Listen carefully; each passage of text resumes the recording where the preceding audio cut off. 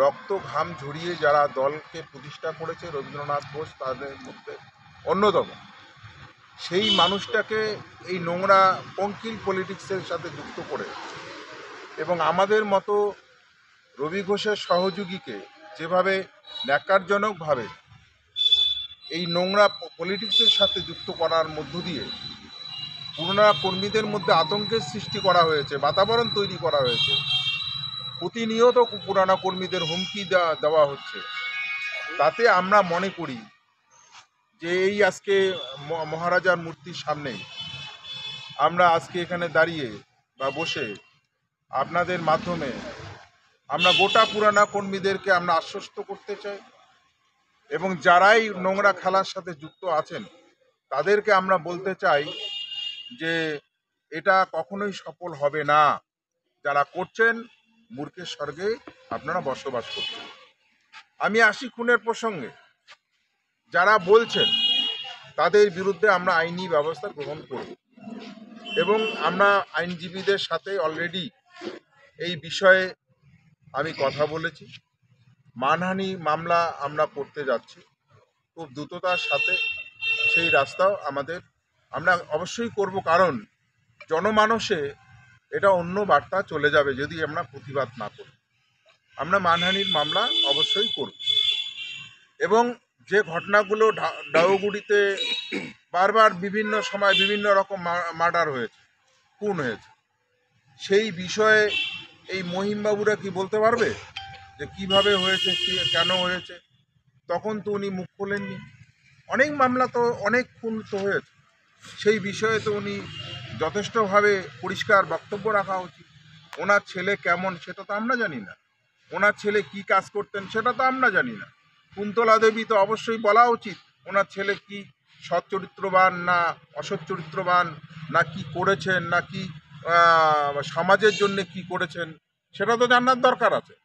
ডাওয়াগুড়িতে তো একটা খুন হয়নি, বারবার খুন হয়েছে, বারবার এই সমস্ত ঘটনা হয়েছে, সেইটাও তো ওনার মুখ দিয়ে বলা উচিত ছিল আমার মনে হয়। আমি একটা কথা বলতে পারি, এই যে নোংরা রাজনীতি এটাকে দিয়ে করার চেষ্টা হচ্ছে, এটা আমরা ধিক্কার জানাই এবং জেলা সভাপতি দায়িত্ব নিয়ে বলেছেন যে রবীন্দ্রনাথ ঘোষ উনি এটার সাথে যুক্ত নন, আর যারা আছে তাদের ব্যাপারে উনি কিছু বলতে পারেন না। এবং মহিমবাবু একটা কথা বলেছেন যে জেলা সভাপতির সাথে ওনার প্রাথমিক লেভেলের কথা হয়েছে এবং কথা হওয়ার পরে উনি এরকম বিবৃতি দিচ্ছেন। আপনারা দেখবেন মহিমবাবুর কথার মধ্যে জেলা সভাপতির সাথে ওনার যে কথা হয়েছে প্রাথমিক লেভেলে, এবং মুখ্যমন্ত্রীকে উনি বলতে চান আমি মনে করি এটা সিআইডি তদন্ত হোক এবং এই মামলার মোড়টাকে অন্যদিকে ঘোরানোর জন্যে এই মহিমবাবুরা এটা করছেন। এবং আমি তো মনে করি পরিবারের প্রত্যেকটা লোককে সিআইডি দেখে নিয়ে মানে তদন্ত করা উচিত এবং তদন্ত করলে এটা সঠিক তদন্ত আমার মনে হয় বাইরে। এই মামলায় পরিষ্কার তার স্টেটমেন্টের মধ্য দিয়ে অনেকটা জেলা সভাপতির নাম আমরা পেয়েছি এবং পাশাপাশি এটার সাথে যে মিটিং টিটিং হয়েছে, যোগসাধক হয়েছে, ফোনাফুনি হয়েছে, এগুলো আমাদের কাছে যে তথ্যগুলো আছে আমরা যারাই এটার জেলা সভাপতি সহ এবং মহিমবাবু সহ কুন্তলা দেবী সহ আমরা এর প্রত্যেকের বিরুদ্ধেই আমরা মানহানির মামলায় আমরা যাব। অভিজিৎ দে ভৌমিক, মন্ত্রী উদয়ন গুহ প্রবীণ তৃণমূল কংগ্রেস নেতা কর্মীদের নিধনের যে একটা পরিবেশ তৈরি করছে, পুরনো তৃণমূল কংগ্রেস যারা রয়েছেন নেতৃত্ব তারা তৃণমূল কংগ্রেসটা করতে পারবে না, নতুন যারা দায়িত্বে আছে তারাই তৃণমূল কংগ্রেসের শেষ কথা বলবে। মহিম রায়কে ডাউয়াগুড়ির একটা ঘটনা, আজকে প্রায় 5 মাস হয়ে গেল অমর রায় খুনের ঘটনা। কুন্তলা রায় এবং মহিম রায়কে দিয়ে উদয়ন গুহ, অভিজিৎ দে ভৌমিক একটা খেলায় নেমেছে। রবীন্দ্রনাথ ঘোষ প্রবীণ তৃণমূল কংগ্রেসের নেতৃত্ব, রাজ্যের সহ সভাপতি, প্রাক্তন মন্ত্রী, কুচবিহার জেলার পৌরসভার পৌরপতি, তার নামে 1 নম্বরে এফআইআরে নাম দিয়ে পরিমল বর্মন, আজিজুল হক সহ আমার নামটা দিয়েছে, আমি নিশ্চিত বলতে পারি আমার নামে কোনো এফআইআর নেই। আমি মানহানির মামলায় 100% যাচ্ছি।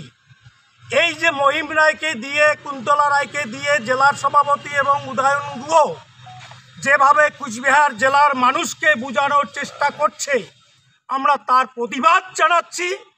উদয়ন গুহ, অভিজিৎ দেব ভৌমিক যদি এতই রাজনীতি খেলতে পারে, অভিজিৎ দেব ভৌমিক 2021 সালে দক্ষিণ বিধানসভা নির্বাচনে তৃণমূল কংগ্রেসের প্রার্থী হয়েছিলেন।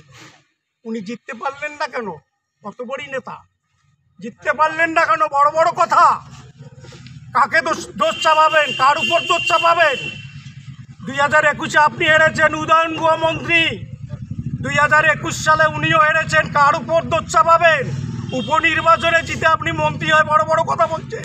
আর পুরনো তৃণমূল চলবে না। আমি 35 বছর যাবত রাজনীতি দল করি। 1993 সালে প্রথম পঞ্চায়েত নির্বাচন আমি প্রতিদ্বন্দ্বিতা করি। 2023 সাল পর্যন্ত 7 বার ডানপন্থী দল থেকে আমি প্রতিদ্বন্দ্বিতা করেছি। আমারও রাজনীতি অভিজ্ঞতা আছে। আজকে ডাউয়াগুড়ির ঘটনা, একই কুচবিহার 1 নম্বর ব্লকে পাশের অঞ্চল সুটকাবাড়ি, ও তারা মুসলিম, নস্য শেখ মুসলিম, আলিয়া বিবি প্রধান, সিরাজুল হক প্রাক্তন অঞ্চল সভাপতি, তার নামে কেস দেওয়া হয়েছে। তার ছেলেকে কুচবিহার এমজেন মেডিকেল কলেজ হসপিটালের সামন থেকে রুগী অ্যাডমিশন করার জন্য আসছে, তার ছেলেকে অ্যারেস্ট করে বন্দুকের কেস, গাঁজার কেস দেওয়া হয়েছে। রানিং প্রধান আলিয়া বিবি সুটকাবাড়ির, তারা মুসলিম, মুসলিম বলে তাদের ভাসানো হচ্ছে। কেন আলিয়া বিবির ছেলেকে আজকে গাঁজার কেস দেওয়া হলো? কেন আলিয়া বিবি প্রধান, রানিং প্রধান, তার স্বামীকে কেন গাঁজার কেস দেওয়া হলো, বন্দুকের কেস দেওয়া হলো? জেলা সভাপতির কাছে জবাব চাই আমরা, যারা পুরানো তৃণমূল কংগ্রেস আছে। যেভাবে দলটা চলছে এভাবে দল চলতে পারে না। জেলার সভাপতি উনি যা বলছেন, পুরনো তৃণমূল আজকে একটা অঞ্চল সভাপতি পাল্টাচ্ছেন, কালকে আর একজন কাকে পাল্টাচ্ছেন, মনভূত হচ্ছে না ব্লক সভাপতি পাল্টাচ্ছেন, মনভূত হচ্ছে না বুথ সভাপতি পাল্টাচ্ছেন। এটা কি দলের নিয়ম? রাজ্য পার্টিকে এভাবেই বলছে যে তোমার যখন খুশি তখন তুমি জেলা পাল্টাবে, তুমি ব্লক পাল্টাবে, তুমি অঞ্চল পাল্টাবে, পৌরসভার চেয়ারম্যানের বিরুদ্ধে অনাস্থা নিয়ে আসবে। এটা কি ভাবছে জেলা সভাপতি উদয়ন বাবুরা? কি ভাবছে? রাজনীতিটা ছেলে খেলা রাজনীতি। যখন খুশি তখন তার বিরুদ্ধে স্টেপ নেবেন, যখন খুশি তখন কিছু লোকদের সাজিয়ে কুজিয়ে কিছু নেতাদের বিরুদ্ধে কথা বলবেন, মামলা দেবেন।